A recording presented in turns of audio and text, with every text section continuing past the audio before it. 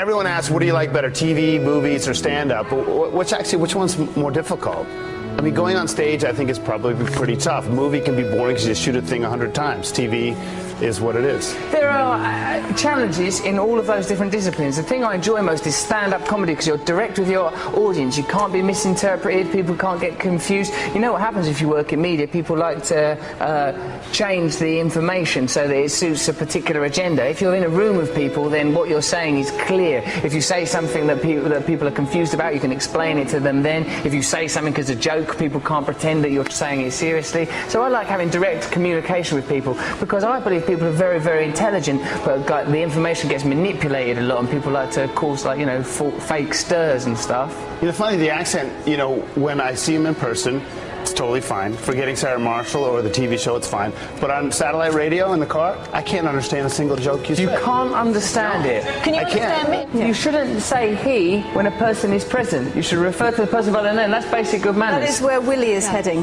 Who is Willie? I don't know.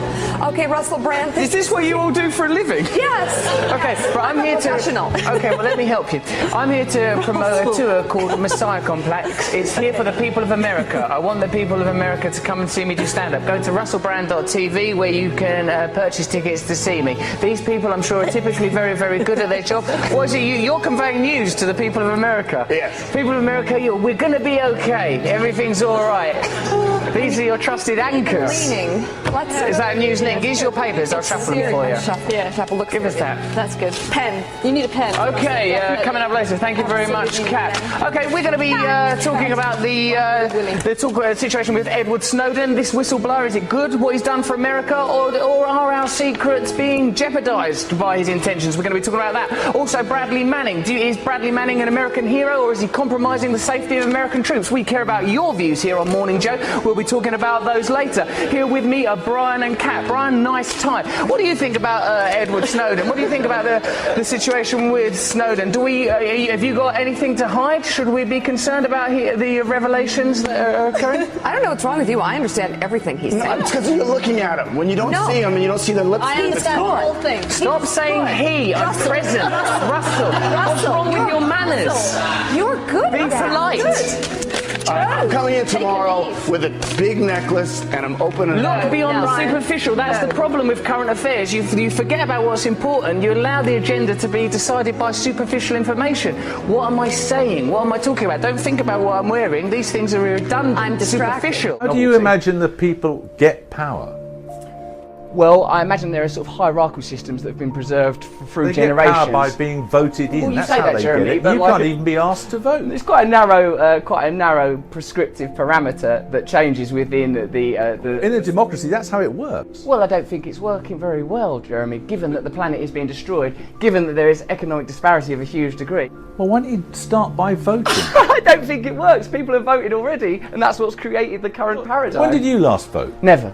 You've never ever voted? No, do you think that's really bad? So you struck an attitude, what, before the age of 18? Well, I was busy being a drug addict at that point because I come from the kind of social conditions that are exacerbated by an indifferent system that really just administrates for large corporations and ignores the population that it was voted in to serve. You're blaming the political class of the fact you had a drug problem? No. I'm saying I was part of a social and economic class that is underserved by the current political system, and drug addiction is one of the problems it creates when you have huge, underserved, impoverished populations. People get drug problems and also don't feel like they want to engage with the current political system because they see that it doesn't work for them. They see that it makes no difference. They see that they're not served. You don't believe in democracy. You want a revolution, don't you? The planet is being destroyed. We are creating an underclass. We are exploiting poor people all over the world, and the genuine, legitimate problems of the people are not being addressed by our political class. All of those things may be true. They are true. What's the scheme? You talk vaguely about revolution. What is it? I think a socialist egalitarian system based on the massive redistribution of wealth, heavy taxation of corporations, and massive responsibility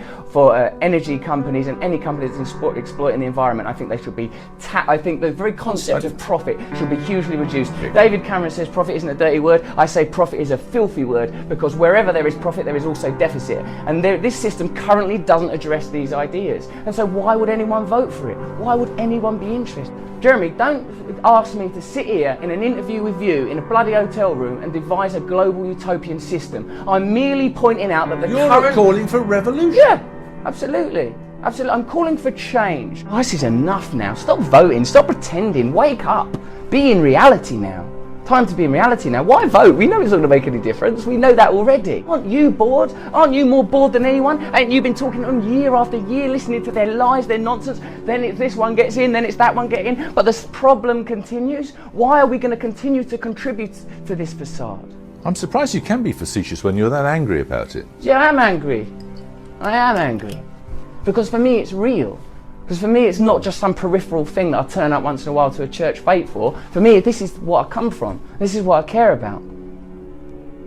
And I think until people en masse make it clear that they're no longer prepared to tolerate this kind of system, then it will continue. You see that whenever statements are made about sort of transitioning power, it makes people very, very nervous when people talk about no longer paying the kind of fuel prices that we're used to paying, no longer having to pay for health insurance in the way that we're used to. It makes people kind of nervous. I think that we need to break down the corporations that are controlling this planet. I think there needs to be dramatic, radical economic reform. What happens when that final domino falls? Well, I think that they'll continually look to occupy new paradigms. I imagine that they're even now investing heavily in new media and in ways of controlling the internet. We're seeing this with what went on with Prism. They're advanced. These people aren't in power by mistake. They know what they're doing. If we live as God would have us live, then the world will change automatically. It will just happen automatically. Someone said, I think it might be Prabhupada, that a cave can have been in darkness for 10,000 years, but as soon as the light is put on, as soon as a match is struck, the light is there. So the light is coming. And humanity's coming out of the cave. We're coming out of the cave. It's over. We're coming out of the caves now. We're going to be on the plains. It's going to be a crazy time. We're going to be rocking in furs. We're going to be kissing each other. It's going to be libertarianism. That's what you're into. Libertarian revolution.